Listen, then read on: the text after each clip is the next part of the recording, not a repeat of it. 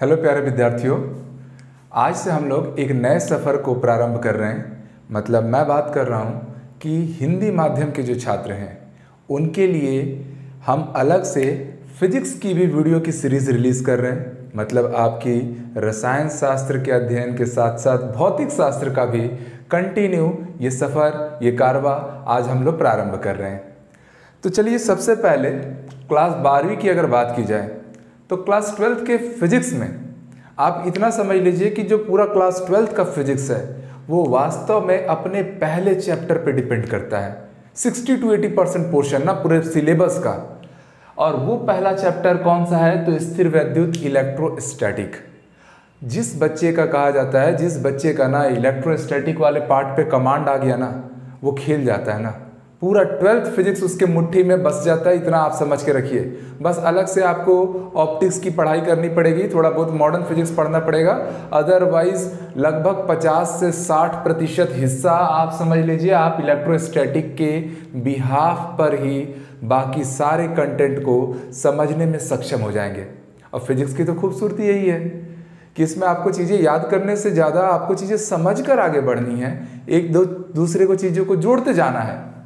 तो चलिए, मैं बात कर रहा हूँ इलेक्ट्रोस्टैटिक। इसके अंदर हमको कौन कौन से मेजर टॉपिक को कवर करना है, तो ये हमारा पूरा मॉड्यूल है।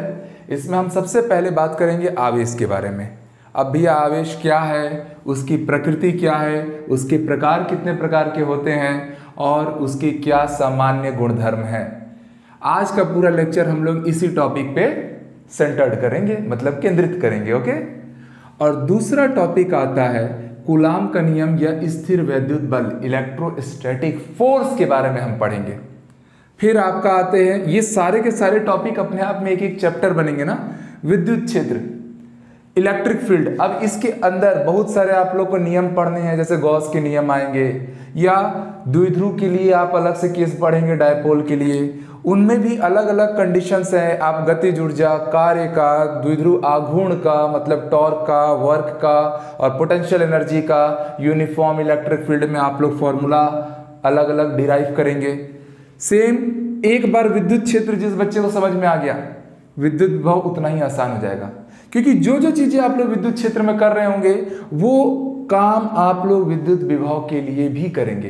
तो इस पे ये by one get one offer है, इसको अच्छे से कवर कीजिए, इसका सारा कॉन्सेप्ट मुट्ठी में। ठीक। फिर एक अलग से आपको टॉपिक पढ़ना रहता है धारिता, कैपेसिटेंस, और इसके अंदर हम लोग पढ़ते हैं संधारित्र और उसके बड़े सारे अनुप्रयोग हैं, कई सारे इसके डेरिवेशंस हैं। थोड़ा सा प्यारा सा बड़ा सा टॉपिक है, तो इसको आप लोग को कवर करना है। तो इस तरीके से पूरा कवर होता है हमारा स्थिर विद्युत। अब एक बार स्थिर विद्युत कंप्लीट होने से हम धारा विद्युत पढ़ेंगे, उसके बाद हम लोग पढ़ेंगे चुंबकत्व, मैग्नेटिज्म। और जब हम लोग मैग्नेटिक फील्ड, ये सारी चीजें पढ़ रहे होंगे ना, तो आप देख पाएंगे कि आपने जितनी चीजें इलेक्ट्रोस्टैटिक मतलब स्थिर विद्युत में पढ़ी थी वो सारी चीजें पलट कर आ रही होंगी मैग्नेटिक फील्ड में। मतलब आप लोग यहाँ पर इलेक्ट्रिक फील्ड में इलेक्ट्रिक फोर्स के लिए पढ़ रहे होंगे तो वहां पर मैग्नेटिक फोर्स पढ़ेंगे, इलेक्ट्रिक फील्ड पढ़ रहे होंगे वहां मैग्नेटिक फील्ड पढ़ेंगे, यहां आप लोग गॉस का नियम लगा रहे होंगे तो वहां एम्पियर के नियम आ रहे होंगे।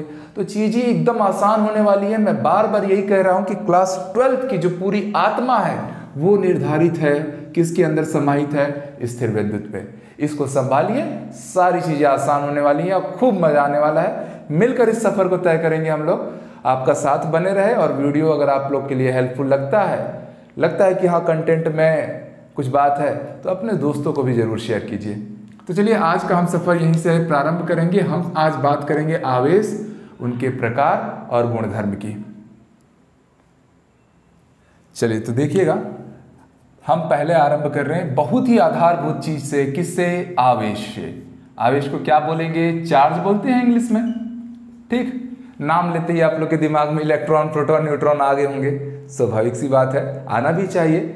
पर सबसे पहले आप लोगों से अगर ये पूछ दिया जाए कि आवेश क्या है, उसकी परिभाषा क्या है, तो वहां से आप याद रखेंगे कि आवेश क्या है? पदार्थ का एक भौतिक गुण है। पदार्थ का भौतिक गुण। और ये किस चीज का निर्धारण करता है? तो पदार्थ का भौतिक गुण है जो आकर्षण या प्रतिकर्षण बल जो आता है ना। ठीक है, आप सबने सुना होगा कि समान आवेश में प्रतिकर्षण होता है और विपरीत आवेशों में आकर्षण होता है। तो आकर्षण बल या आकर्षित बल या प्रतिकर्षण बल, प्रतिकर्षित बल का निर्धारण करता है या अनुभव करता है, ठीक, अनुभव करता है। इसके अलावा एक और चीज मैं इसी में जोड़ दे रहा हूं, आवेश में ही, ठीक है भैया। आकर्षण और प्रतिकर्षण बल का तो अनुभव करेगा ही करेगा, साथ ही साथ जो आवेश है उसकी एक और परिभाषा आप लोग ये बना सकते हैं कि यह विद्युत क्षेत्र या विद्युत क्षेत्र एवं चुंबकीय क्षेत्र का भी अनुभव करता है, विद्युत क्षेत्र एवं चुंबकीय क्षेत्र का भी अनुभव करता है। अब कैसे करता है ये छोटी सी बात मैं आप लोग को एक्सप्लेन करता हूं। क्षेत्र का भी अनुभव करता है। तो आवेश की ये परिभाषा बन गई कि भैया आवेश मतलब क्या, तो पहली लाइन एक भौतिक राशि है, फिजिकल क्वांटिटी है, क्या करता है तो अट्रैक्शन और रिपल्शन फोर्स को एक्सपीरियंस करता है और साथ ही साथ इलेक्ट्रिक फील्ड और मैग्नेटिक फील्ड को भी एक्सपीरियंस करता है। अब कब कहता है इलेक्ट्रिक फील्ड को, कब मैग्नेटिक फील्ड को करता है, तो ध्यान दीजिए बच्चों, अगर मान लीजिए मेरे पास कोई भी आवेश है, मान लीजिए मैंने यहाँ पर एक धनावेश ले लिया, तो उस धनावेश का ना अपने आप में हर आवेश का खुद का एक स्वयं का एक क्षेत्र होता है जहां तक उसका प्रभाव रहता है। इस क्षेत्र के अंदर ही जब आप कोई दूसरा आवेश लाते हैं ना, तब आपको प्रतिकर्षण या आकर्षण बल का अनुभव होता है। ऐसा है कि ये इंडिया में है और एक जापान में दूसरा चार्ज रखे हैं और हम सोचेंगे आकर्षण या प्रतिकर्षण हो, तो स्वाभाविक सी बात है ऐसा नहीं होने वाला है। जैसे दो चुंबक आप लोगों ने बचपन में देखा होगा, जब उन दोनों को पास लाते हैं तब तक कोई फोर्स नहीं लगता। एक पर्टिकुलर डिस्टेंस के बाद ऐसा होता है कि या तो वो एक दूसरे को अपनी ओर खींचते हैं या तो एक दूसरे को अपनी ओर ढकेलते हैं। तो ये आकर्षण, ये प्रतिकर्षण तब लगेगा ना जब वो उसके क्षेत्र के अंदर आए। तो ये जो उसके चारों ओर एक समान जो क्षेत्र रहता है आवेश के चारों ओर, इसी क्षेत्र को हम लोग बोलते हैं उसका विद्युत क्षेत्र। इसको क्या बोलते हैं? उसका विद्युत क्षेत्र। अब आप सोचेंगे सर चुंबकीय क्षेत्र कब आएगा? वो भी तो आवेश के कारण ही आता है। बिल्कुल, पर ध्यान दीजिए, अगर हमारा आवेश स्थिर है, अगर मेरा आवेश स्थिर है, इंपॉर्टेंट पॉइंट है, इसको पकड़ के चलिएगा। इसलिए मैंने बोला इलेक्ट्रोस्टैटिक पढ़ने से मैग्नेटिज्म की पढ़ाई हो जाती है। कैसे? तो अगर आपका चार्ज रेस्ट में है, स्थिर है, तो उससे केवल जन्म लेगा विद्युत क्षेत्र। उससे केवल क्या पढ़ना रहेगा आपको? विद्युत क्षेत्र, मतलब इलेक्ट्रिक फील्ड का कॉन्सेप्ट। पर यही आवेश अगर गतिशील हो गया, आवेश क्या हो गया? गतिशील आवेश की अगर बात करने लगेंगे तो प्यारे बच्चों उस समय याद रखिएगा, हर आवेश का खुद का इलेक्ट्रिक फील्ड तो होना ही होना है, ठीक है?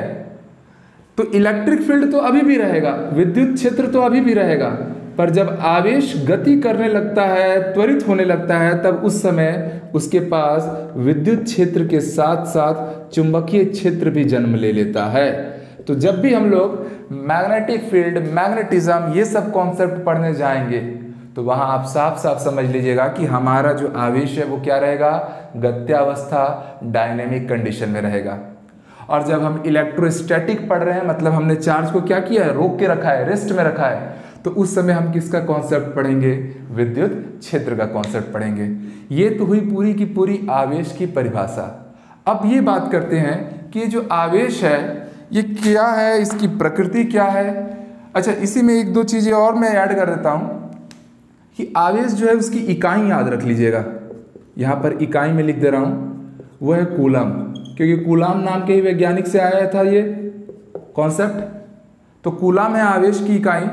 पर ये इकाई कब के लिए लेंगे? तो आप लोग एसआई यूनिट में लेंगे। किस में लेंगे? एसआई यूनिट में। चलिए मैं थोड़ा सा इसको हटा रहा हूँ, कुछ चीज़ें मैं और यहाँ पर ऐड कर देता हूँ। परिभाषा तुम आप लोगों ने नोट किया ही होगा कि अगर सीजीएस यूनिट की बात होगी, सीजीएस पद्धति में, तो सीजीएस पद्धति में आप याद रखेंगे कि जो आवेश का इकाई होता है वो होता है स्थैत कूलम, स्टैट कूलम बोलते हैं इसको, ठीक? स्थैत कूलम।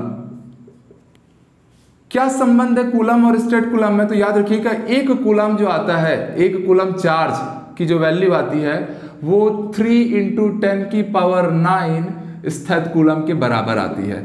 बड़ा आसान सा है। आपने प्रकाश की चाल तो पढ़ाई है। प्रकाश की चाल क्या पढ़े थे? 3 × 10⁸ मीटर/सेकंड। यहाँ बस 3 × 10⁹ है, याद रह जाएगा, ठीक? अच्छा, इसी में एक और आता है जिसको एब कूलम बोलते हैं, और वो कूलम से भी ज़्यादा बड़ा होता है। एक एब कूलम मतलब 10 कूलाम होता है।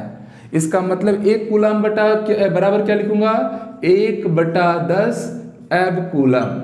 तो ये पूरा क्या है आपका आवेश की इकाई है। अलग अलग जगहों पे आप लोग इनका उपयोग कर सकते हैं। अब बात तो इकाई की हो गई, साथ ही साथ में अगर मैं इसके विमीय सूत्र की बात करूं कि भैया आवेश का विमीय सूत्र क्या आएगा। हमेशा कभी भी किसी भी चीज़ की फिजिक्स में अगर आप लोग बोर्ड में परिभाषा लिखें तो केवल ऐसा थ्योरी लिख देने से काम नहीं चलेगा ना, ठीक है। थ्योरी लिखो, कुछ स्पेशल पॉइंट्स उसमें कंसीडर करवाओ और उसकी इकाई और उसका विमीय सूत्र जरूर प्रदर्शित करो, ठीक है। तब वो आंसर अपने आप में परफेक्ट माना जाता है, तब माना जाता है कि हाँ आप फिजिक्स पढ़ रहे हैं, फिजिक्स की खूबसूरती को एंजॉय कर रहे हैं। तो विमीय सूत्र की अगर बात करेंगे तो हम सब ने पढ़ा है, क्लास 9वीं 10वीं से ही पढ़ा है कि जो विद्युत धारा होती है वो वास्तव में क्या होती है, आवेशों की प्रवाह की दर को विद्युत धारा बोलते हैं। आवेशों की प्रवाह की दर मतलब दर को मतलब समय से भाग दो। इसका मतलब जो आवेश आएगा, आवेश को हम लोग Q से रिप्रेजेंट करते हैं। किससे करते हैं, Q से। वो क्या आ गया, I × T। I क्या है, विद्युत धारा। विद्युत धारा का विमा क्या आता है, मात्रा क्या आता है, एम्पियर, इसलिए उसका डायमेंशन आ गया A। और टाइम, T मतलब क्या है, टाइम। टाइम को किससे रिप्रेजेंट करते हो, T। टेम्परेचर मत मान लेना ना भैया, गर्मी आ जाएगी नहीं तो। टाइम है, T मतलब क्या है, टाइम। तो आवेश का जो विमीय सूत्र बना वो क्या बना आप लोग के लिए, AT। यूनिट क्या बना, कूलम, ठीक है। कूलम स्थैतिक कूलम में क्या संबंध है, ये पूरी बातें आप लोग समझ पाए। तो ये था आप लोग का आवेश से आधारित छोटी मोटी बातें, ठीक है। अब हम कहाँ जाएंगे, हम पढ़ेंगे आवेशों के गुणधर्म और एक एक चीज को डिटेल से जानेंगे, ठीक। तो चलिए आप लोग इतना नोट कर लीजिए तब तक। तो इसको अब हटाया जाए और प्रॉपर्टीज पढ़ी जाए, किसकी, आवेश की।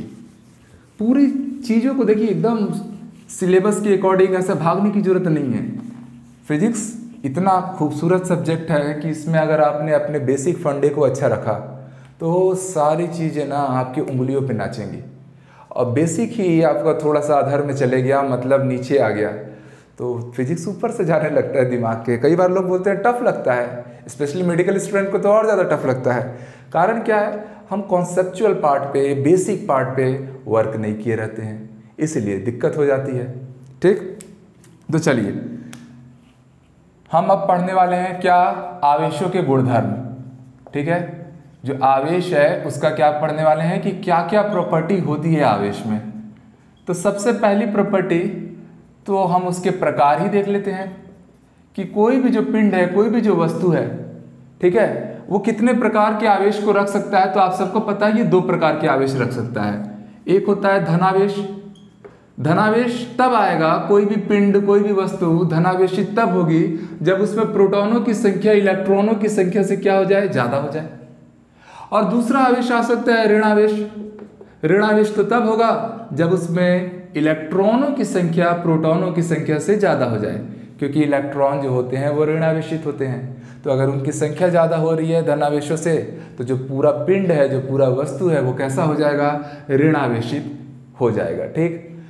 ऐसे तो कोई भी जो पिंड रहता है ना, उसमें सामान्यतः या कोई भी तत्व ही ले लो, वो आवेश के हिसाब से उदासीन रहते हैं, क्योंकि जितने संख्या में धनावेश आते हैं उतने ही संख्या में ऋणावेश आते हैं।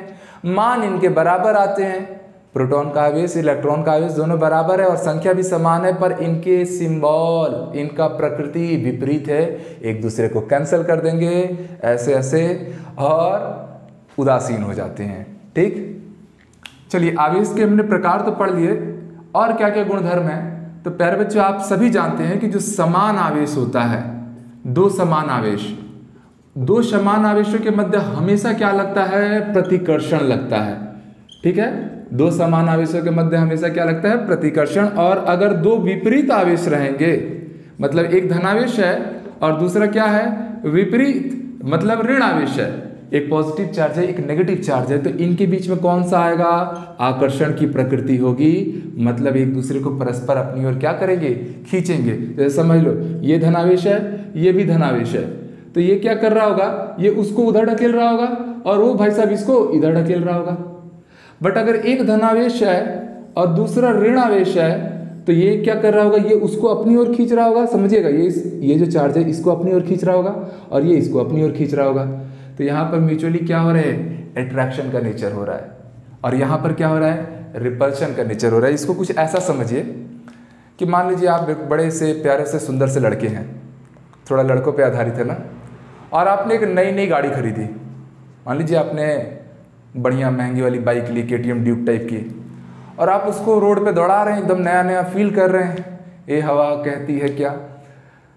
अचानक से समझिएगा हालात बदल रहा है, कोई एक लड़का आपसे लिफ्ट मांगेगा। ऑब्वियस सी बात है गाड़ी नहीं रुकेगी। क्यों? क्योंकि भैया नया नया गाड़ी लिए हैं, आज ही तो रिलीज हुई है, आज ही तो रोड पे उतारे हैं, फील कर रहे हैं, अभी माहौल में है। तो कोई लड़का अगर लिफ्ट मांगेगा ना, गाड़ी नहीं रोका जाएगा। पर हाँ, थोड़ा दूर चलिए आगे, और वहीं पर कोई देवी जी लिफ्ट मांग दी, वहीं पर गाड़ी की टेस्टिंग हो जाएगी, गाड़ी का डिस्क ब्रेक कैसा काम कर रहा है, गाड़ी वहीं रुकनी चाहिए, पता चल रहा कोई और मत ले जाए। तो यहाँ क्या हुआ, यहाँ यही हुआ कि जब एक लड़की को एक लड़के ने लिफ्ट मांगा ना, अरे जा भाग, प्रतिकर्षण, रिपल्शन हुआ। समान आवेशों में क्या हो गया, रिपल्शन हो गया। बट जब एक लड़की को एक सुंदर सी कन्या ने जब लिफ्ट मांगा तो गाड़ी वहीं रुकी। क्यों? क्योंकि उनमें क्या हुआ, जबरदस्त आकर्षण, कि हम ही लिफ्ट देंगे और कोई नहीं देगा, हमारी बारी ही है। तो ये बात आप समझ पा रहे हैं, ठीक। तीसरी प्रॉपर्टी जो आवेश के गुणधर्म में आएगी वो ये रहेगी कि आवेश जो है प्यारे बच्चों, आवेश यह द्रव्यमान से बद्ध होता है। आवेश क्या होता है, द्रव्यमान बद्ध होता है। इसका कहने का क्या मतलब है कि जो भी आवेश है, चाहे छोटा से छोटा आवेश जो हमें भले ही दिखाई ना दे, जैसे इलेक्ट्रॉन हो या प्रोटॉन हो, हर आवेश के साथ उसका द्रव्यमान होगा ही होगा। मतलब आवेश द्रव्यमानहीन नहीं हो सकते। जो चार्ज है वो मासलेस पॉसिबल नहीं है। चाहे आप इलेक्ट्रॉन, हमें नहीं दिखता, प्रोटॉन नहीं दिखता, बट आपको पता है ना उनका कुछ पर्टिकुलर द्रव्यमान होता ही है। इलेक्ट्रॉन का 9.1 × 10⁻³ किलोग्राम होता है, प्रोटॉन का ऐसे ही 1.672 × 10⁻27 किलोग्राम होता है। तो आवेश द्रव्यमान रखेगा ही। पर हाँ, इसका विपरीत कथन, क्या मास चार्जलेस हो सकता है? तो हो सकता है। द्रव्यमान आवेशहीन हो सकता है, पर आवेश द्रव्यमानहीन संभव नहीं है। क्लियर है ये पॉइंट। चौथा पॉइंट, जो आवेश है, आवेश ये वेग से स्वतंत्र होता है। वेग से क्या होता है, स्वतंत्र होता है। स्वतंत्र होता है मतलब आवेश को वेग से कोई लेना देना ही नहीं है, कितना स्लो चल रहा है, कितना फास्ट चल रहा है। इसको ऐसा समझिएगा कि भैया आप सबने देखा है कि जो वेग है उसके मान के बढ़ने के कारण कहीं ना कहीं त्वरण बढ़ जाता है या संवेग बढ़ जाता है। अगर एक इलेक्ट्रॉन को मैं पकड़ा हूं, वो इलेक्ट्रॉन चाहे 100 किलोमीटर की स्पीड से जाए, चाहे 50,000 किलोमीटर की स्पीड से जाए, चाहे किसी भी स्पीड से जाए या लाइट की स्पीड से जाए, हालांकि पॉसिबल नहीं है, तो हर समय इलेक्ट्रॉन का जो आवेश का मान है ना वो उतना ही होगा, चाहे आप उसको किसी भी अलग अलग रफ्तार से या स्पीड से प्रोजेक्ट कर ले। मतलब आवेश को वेग से कोई लेना देना नहीं है, वो वेग से स्वतंत्र होता है। और प्रॉपर्टी अगर देखें तो आवेश कैसी राशि है, तो याद रखिए आवेश एक संरक्षित राशि है। कैसी राशि है? संरक्षित राशि है, कंजर्व्ड क्वांटिटी है। संरक्षित राशि को क्या बोलते हैं? Conserved quantity. इसका मतलब किसी भी पदार्थ का जो आवेश है, संरक्षित राशि का मतलब ही क्या होता है? आपने ऊर्जा संरक्षण का सिद्धांत तो पढ़ा ही है। उसमें क्या पढ़ते थे कि ब्रह्मांड की ऊर्जा ना तो उत्पन्न की जाएगी ना ही नष्ट की जाएगी, बस एक रूप से दूसरे रूप में बदलेगी। तो कंजर्व्ड वर्ड आता है, इसका मतलब ही आप समझ जाइए, ना तो उत्पन्न होगा ना ही नष्ट होगा। आवेश भी कैसी राशि है? कंजर्व्ड क्वांटिटी है, संरक्षित राशि है। मतलब आवेश को ना तो उत्पन्न नहीं किया जा सकता है, किसी भी मशीन लगा के हम लोग आवेश उत्पन्न नहीं करेंगे, ठीक है, और ना ही उसको नष्ट किया जा सकता है। मतलब आरंभ का आवेश और अंत का आवेश क्या होना चाहिए? हमेशा समान होना चाहिए, बराबर होना चाहिए। अच्छा एक चीज और, ये जो लाइन आई ना कि प्रारंभ और अंत बराबर हो तो उसको संरक्षित बोलते हैं, तो कई बच्चे संरक्षित मतलब कंजर्व्ड और नियत मतलब कांस्टेंट, इन दो वर्ड्स को ना हमेशा एक समझते हैं, और ये गलती है। दोनों के बीच में मैं आपको फर्क बता दे रहा हूं कि नियत का मतलब ना कभी चेंज ही नहीं होगा। मतलब मान लीजिए आपके पास 10 यूनिट कुछ है और वो बाद में भी 2 घंटे बाद भी 10 यूनिट है, 4 घंटे बाद भी 10 यूनिट है और 10 दिन बाद भी 10 यूनिट है, तो ये कांस्टेंट है। ये क्या है? कांस्टेंट। पर कंजर्व का मतलब होता है प्रारंभ और अंत ये सेम रहना चाहिए, बीच में परिवर्तन हो सकता है। जैसे मान लीजिए मेरे पास 10 यूनिट है, कुछ आवेश है, हो सकता है मैं 2 घंटे बाद वो 6 यूनिट हो गया और अगले 2 घंटे बाद वो 3 यूनिट हो गया। फिर ऐसा हुआ कि अंत में जब फाइनली चीज़ें खत्म होने वाली थी फिर से वो 10 यूनिट हो गया। तो भैया प्रारंभ और अंत अगर एक समान है, बीच में परिवर्तन हुआ भी है, तो आप उसको किस में लेंगे? संरक्षित में लेंगे। और कांस्टेंट में चीज़ें नहीं बदलती, मतलब प्रारंभ अंत मध्य सब कुछ क्या रहे बराबर, तब वो है कांस्टेंट नियत। और अगर प्रारंभ और अंत बस बराबर है तो उसको हम लोग क्या नाम देंगे? कंजर्व्ड। अब ब्रह्मांड में केवल 4 ही राशियां फिजिक्स की ऐसी हैं जिनको हम कंजर्व्ड मानते हैं। कौन कौन सी? तो एक तो आपने आवेश लिया, दूसरा द्रव्यमान। हमारा द्रव्यमान भी क्या है? कंजर्व्ड है। चाहे पृथ्वी पर इंसान का द्रव्यमान ले लीजिए, चाहे चंद्रमा पर ले लीजिए, चाहे सूर्य पर ले लीजिए। हालांकि सूर्य पे जब आप मेजर करने जाएंगे उसके बाद आप नहीं रहेंगे, आप गायब हो चुके रहेंगे। ठीक, हर जगह का जो इंसान का द्रव्यमान होता है वो क्या रहता है? कंजर्व रहता है, वो चेंज नहीं होता। हाँ, उसका वेट चेंज होते रहता है, जो उसका भार है वो बदलेगा, पर जो मास है, द्रव्यमान है, वो नहीं बदलेगा। साथ ही साथ एक और कंजर्वेटिव क्वांटिटी कौन आती है? लीनियर मोमेंटम, संवेग। और एक कंजर्वेटिव क्वांटिटी है आपकी एनर्जी। तो सामान्यतः हम पूरे भौतिक शास्त्र में जो भी हम लोग क्लास 11-12 में पढ़ते हैं, ये सारा का सारा इन 4 कंजर्वेटिव क्वांटिटीज के बिहाफ पे ही पढ़ते हैं। और इनके साथ किसी को खेलने आ गया ना, मतलब वो फिजिक्स बनाना सीख जाता है। ठीक, चलिए धीरे धीरे उसको भी जानेंगे हम लोग। और आवेशों के गुणधर्म पे अगर बात करें तो आवेशों के अगर अलग अलग और गुणधर्म देखने हैं तो यहाँ से समझिएगा, 5वें के बाद ये मैं 6वां पॉइंट ला दे रहा हूं कि आवेश बीजगणितीय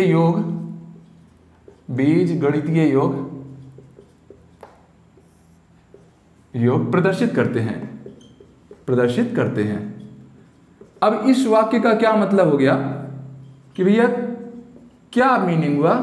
तो मान लीजिए ये एक पिंड है, आपने इसमें पहले 2 कूलम का आवेश दिया, फिर आपने इधर से लाके 2 कूलम का और आवेश दे दिया, तो भैया जो टोटल आवेश आएगा वो 2 कूलम प्लस 2 कूलम 4 कूलम होगा।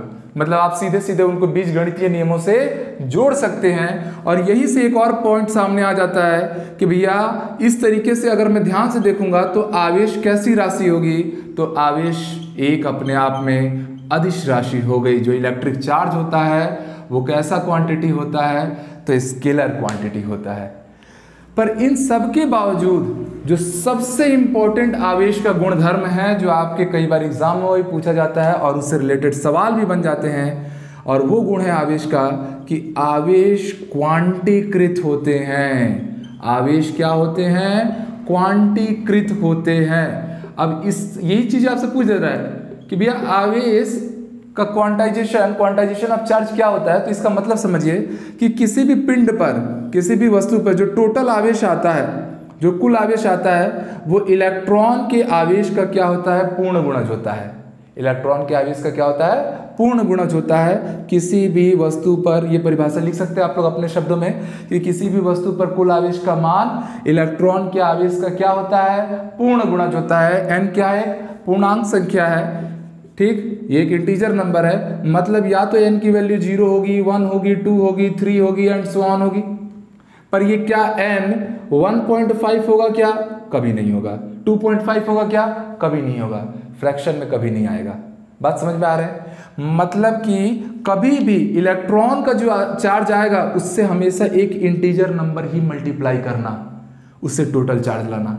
थोड़ा सा मैं इसको न्यूमेरिकली एक्सप्लेन करता हूं, समझिएगा बात को। कि मैं आपसे पूछ रहा हूं कि क्या किसी पिंड पर, ठीक, पिंड मतलब समझिए वस्तु, बड़ा प्यारा नाम लगता है हिंदी में, ऑब्जेक्ट है वो, पिंड पर 3.2 × 10⁻⁻19 कूलम आवेश संभव है? संभव है कि नहीं है, ये आपको पता करना है। संभव है, ये आपसे पूछा गया है। तो प्यारे बच्चों, आप लोगों ने तो पढ़ा है Q = क्या? Ne, quantization of charge. तो n = क्या हो जाए? वो हो जाएगा Q/E। आपको आवेश का मान दिया था कितना? 3.2 × 10⁻19, और आपको एक इलेक्ट्रॉन के आवेश का मान पता होता है कितना? 1.6 × 10⁻19। ये कैंसिल हो गया। n की वैल्यू कितनी आ गई? 2। n की वैल्यू 2 आ रही है, मतलब एक इंटीजर नंबर आ रहा है। इसका मतलब कि क्या किसी पिंड पर 3.2 × 10⁻19 कूलम चार्ज पॉसिबल है? तो आप बोलेंगे बिल्कुल पॉसिबल है। पर यही चीज अगर आपसे बोल देता कि 3.2 कूलम की जगह पे आप लोगों ने 2.2 ले लिया, क्या ले लिया 2.2। तो जब आप इसको 2.2 इंटू 10 की पावर -19 अपॉन 1.6 इंटू 10 की पावर -19 करते तो उस समय आपको एक इंटीजर वैल्यू नहीं मिलती। आंसर कुछ 1.4 के आसपास आता। किसी भी पिंड पर 1.4 इलेक्ट्रॉन का आवेश संभव नहीं है। तो n का मान अगर इंटीजर में आ रहा है तो चीजें संभव है, और n का मान अगर दशमलव में आ जाता है मतलब 2.2 × 10⁻19 कूलम चार्ज किसी पिंड पर संभव है क्या, तो आप बोलेंगे ऐसा संभव नहीं है। क्यों? क्योंकि उस समय n का मान इंटीजर में नहीं आया था। समझ में आई बातें? तो इसी कॉन्सेप्ट को हम लोग क्या बोलते हैं, आवेश का क्वांटीकरण। क्या कहते हैं? आवेश का क्वांटीकरण। एक छोटा सा सवाल मैं आपसे बोल दे रहा हूं कि मान लीजिए किसी पिंड से 50 इलेक्ट्रॉन निष्कासित हो गए, बाहर गए, तो आवेश बताइए, तो उस पर क्या आवेश आएगा? समझिएगा बात को, आवेश की गणना है। हम इतना समझ पा रहे हैं कि भैया किसी भी पिंड से जब इलेक्ट्रॉन का निष्कासन होता है ना, तब उस पिंड पे जब इलेक्ट्रॉन बाहर निकलेगा तो उस पे कौन सा आवेश आ जाता है? धन आवेश। सीधी सी बात है। तो आवेश की प्रकृति तो हम लोग समझ गए कि इलेक्ट्रॉन के बाहर जाने से वो जो हमारा वस्तु है, जो पिंड है, वो धन आवेशित तो होगा। पर आपसे पूछा गया उस पर आवेश का मान क्या आएगा? तो वही क्वांटाइकरण को जो अभी आपने सिद्धांत पढ़ा कि जो कुल आवेश आता है वो क्या होता है? n × e। तो भैया कुल आवेश आपको दिया था, कितने इलेक्ट्रॉन बाहर गए हैं? 50। और इलेक्ट्रॉन का आवेश का मान हमको हमेशा से याद होता है 1.6 इंटू 10 की पावर -19 कूलम। जब मैं इसको सॉल्व करूंगा तो ये 50 गुणित 1.6 होता है 80 गुणित 10 की घात ऋण 19। ठीक है, तो ये हो जाएगा 8 गुणित 10 की घात ऋण 18 कूलम। इतना चार्ज उस पिंड पर क्या होगा? धनावेश के रूप में केंद्रित हो जाएगा, क्योंकि इलेक्ट्रॉन निष्कासित हुए, और जब भी इलेक्ट्रॉन सतह छोड़ के जाता है तो क्या बनाता है? धनावेश बनाता है। आसान है ये चीजें। तो क्वांटाइजेशन ऑफ चार्ज मतलब आवेशों का क्वांटीकरण क्या है, न्यूमेरिकली और मैथमेटिकली या कॉन्सेप्चुअली, सारी चीजों से आप लोग समझ पाए। अब एक काम करते हैं, इसको भी हटा रहा हूं मैं, आप लोग चाहे तो स्क्रीनशॉट ले लीजिए कि हमने आवेश का पूरा गुणधर्म तो पढ़ दिया कि भैया इतने सारे गुणधर्म हैं, द्रव्यमान पे निर्भर, मतलब द्रव्यमानहीन नहीं हो सकता है, वेग पे निर्भर नहीं करता है, संरक्षित राशि है, ठीक है, क्वांटीकृत होता है, सारी बातें हो गई। अगर मैं आपसे बोलूं कि अगर मुझे किसी पिंड को आवेशित करना है, मतलब आवेशन के प्रकार, किसी पिंड को क्या करना है? चार्ज करना है। तो अगर आवेशन का प्रकार अगर देखना है किसी भी पिंड को जो पहले से आप मान लीजिए कि विद्युत उदासीन है, उस पर कोई आवेश नहीं है, उस पिंड को आप लोग आवेशित कैसे करेंगे? तो उसके लिए आप लोग को कुछ नियमों का पालन करना पड़ेगा, कुछ विधियों का पालन करना पड़ेगा। पहली विधि होती है घर्षण द्वारा। पहली विधि क्या होती है? घर्षण द्वारा, बाय फ्रिक्शन या बाय रबिंग। आप सबने छोटी क्लासेस से भी पढ़ा होगा कि जब आप लोग कांच के किसी छड़ को अगर आप लोग रेशम से रगड़ते हैं ना, तो उस कांच के छड़ पे धनावेश आ जाता है और रेशम में क्या आ जाता है? ऋणावेश। ऐसे ही इसी का उल्टा होता है, जब एबोनाइट की छड़ को हम लोग ऊन से रगड़ते हैं तो एबोनाइट पे क्या आ जाता है? ऋणावेश, और ऊन पे क्या आ जाता है? धनावेश। तो जब भी किसी चीज को आपस में रगड़ा जाता है ना, तो उससे उसमें आवेश उत्पन्न हो जाता है। इसका एक सबसे अच्छा एग्जाम्पल मैं आपको बोलूं, जो हम लोग क्लास 7th-8th में ये काम भी करते थे, बस खेल खेल में ही हम लोग विज्ञान पढ़ते थे। उससे क्या होता है? विज्ञान के प्रति ना रिस्पेक्ट भी आती है और एक अट्रैक्शन आता है। तो हम लोग क्या करते थे ना, आप भी एक्सपेरिमेंट कर सकते हैं। एक बैलून लीजिएगा, उसको अपने सूखे बालों में ना अच्छे से रगड़िएगा और उसको दीवार पे चिपका के देखिएगा। आप पहले चिपकाएंगे तो दीवार से नहीं चिपकेगा, पर जब अपने बालों से उसको रब करके दीवार पे चिपकाएंगे ना, वो 1-2 घंटे तक उस पर चिपके रहेगा बिना किसी सेलो टेप या ग्लू को लगाए हुए। कई बार पार्टी उटी में तो मैं ये काम भी किया हूँ जल्दी में क्या कर सकते हैं। तो यहाँ पर यही गुण हो रहा है कि जब बालों से हम किसी बैलून को रगड़ रहे हैं तो उसमें घर्षण के कारण क्या हो रहा है? आवेश उत्पन्न हो जा रहा है, जो दीवार के कण के साथ क्या कर रहा है? विपरीत आवेश की स्थिति में आ रहा है, और आकर्षण बल द्वारा एक दूसरे से वो लोग चिपक जाते हैं। करके देखिएगा, मजा आएगा। दूसरा प्रोसीजर क्या आता है? वो होता है संपर्क या चालन द्वारा। संपर्क या चालन द्वारा, बाय कांटेक्ट या कंडक्शन प्रोसेस। चालन को क्या बोलते हैं? Conduction process. मैं हमेशा इंग्लिश का नाम भी साथ में लेते रहूंगा, ताकि भैया जो छोटी छोटी चीजें है ना इंग्लिश में, आपको बस नाम बस पता रहे चाहिए। ठीक है, कंडक्शन प्रोसेस करना है।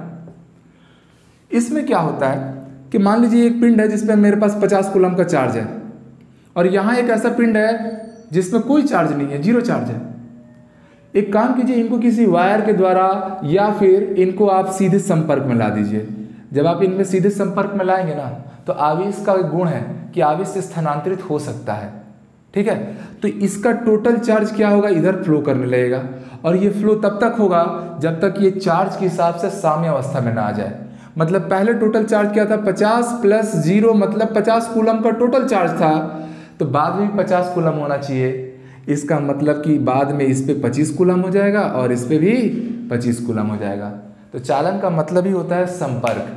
तो जब आप किसी दो पिंडों को परस्पर संपर्क में लाते हैं तो उनमें भी आवेश उत्पन्न होता है। जैसे ये देखो ना, ये 0 कूलम से क्या हो गया, 25 कूलम का आवेश लिया ना, आवेश आया कि नहीं आया, तो ये आवेशन की विधि है। तीसरा आता है स्थिर विद्युत प्रेरण द्वारा। स्थिर विद्युत प्रेरण द्वारा मतलब इलेक्ट्रोस्टैटिक इंडक्शन द्वारा, ठीक। अब भैया प्रेरण प्रोसेस क्या होता है, इंडक्शन प्रोसेस बोलेंगे इसको। जैसे आप सबने इंडक्शन कुकर या इंडक्शन चूल्हा का नाम तो सुना ही होगा।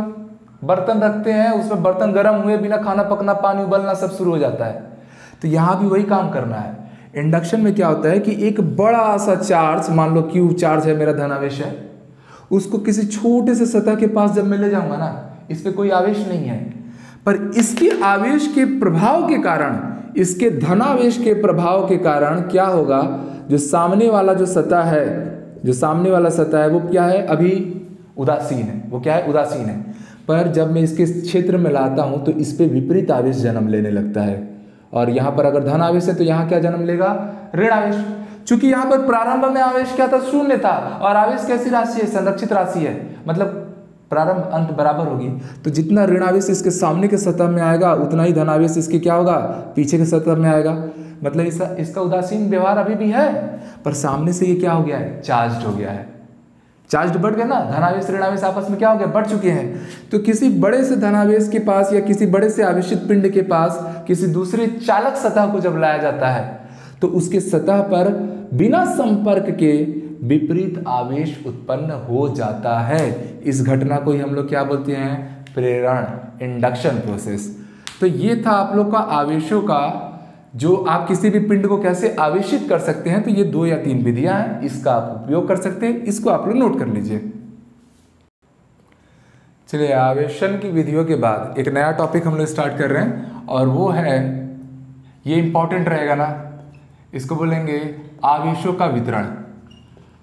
अभी अभी तो हमने देखा कि आवेश क्या है, स्थानांतरित है, ठीक। तो आवेशों का वितरण कैसे होगा, तो ये याद रखिए, पदार्थ की 2-3 अवस्थाएं हैं भैया, 1 डायमेंशन, 2 डायमेंशन, अच्छा सॉलिड लिक्विड गैस की बात नहीं कर रहा ना मैं, ठीक।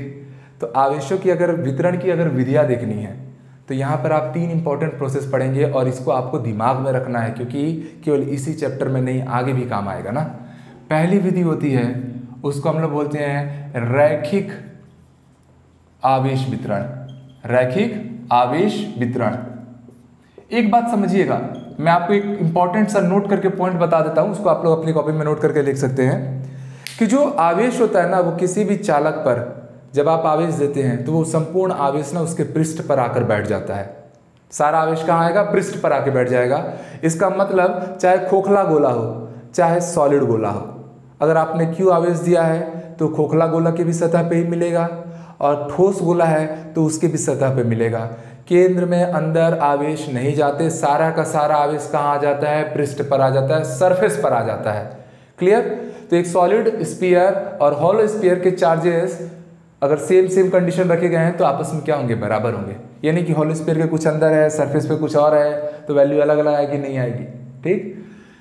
रैखिक आवेश वितरण, इसमें क्या किया जाता है, हम ऐसे पिंड लेते हैं जो एक रेखा टाइप के हो, जैसे एक रॉड ले लो, सीधी छड़, ये एक वृत्ताकार है। तो उसमें क्या होता है, उसमें हम रैखिक आवेश घनत्व पढ़ते हैं। क्या पढ़ते हैं, रैखिक आवेश घनत्व। ये 1 डायमेंशन 2 डायमेंशन टाइप की चीजों के लिए होगा, ठीक। रैखिक आवेश घनत्व क्या होता है, रैखिक आवेश घनत्व, तो ये याद रखिए, आवेश बटा लंबाई। मतलब इसकी अगर मैं परिभाषा बनाता ना अगर मैं इसकी परिभाषा बनाता तो इसका परिभाषा क्या होता कि प्रति एकांक लंबाई में किसी पिंड में उपस्थित आवेश की मात्रा को ही हम उसकी क्या बोलेंगे, रेखीय आवेश घनत्व लैम्डा से रिप्रेजेंट करेंगे और इसकी वैल्यू आएगी Q/L। क्या आएगी? Q/L। ठीक है, किसके लिए वैलिड है? तो मैंने अभी भी बोला एक स्ट्रेट रॉड ले लीजिए, जैसे मान लीजिए रॉड पे ही हमारा प्लस Q चार्ज है, या मान लीजिए मैं एक सर्कल ले लिया, सर्कल के चारों ओर भी क्या है, Q चार्ज वितरित है। तो इस समय हम लोग आवेश का कौन सा रूप प्रदर्शित करते हैं? तो रैखिक आवेश वितरण को यूज करते हैं। दूसरा आता है दैट इज पृष्ठीय आवेश वितरण। ठीक, पृष्ठीय आवेश वितरण की परिभाषा अगर देखी जाए तो ये कब के लिए आएगा? तो ये गोले जो होते हैं, ठोस गोले, खोखले गोले, उनके लिए आवेश वितरण लेना है।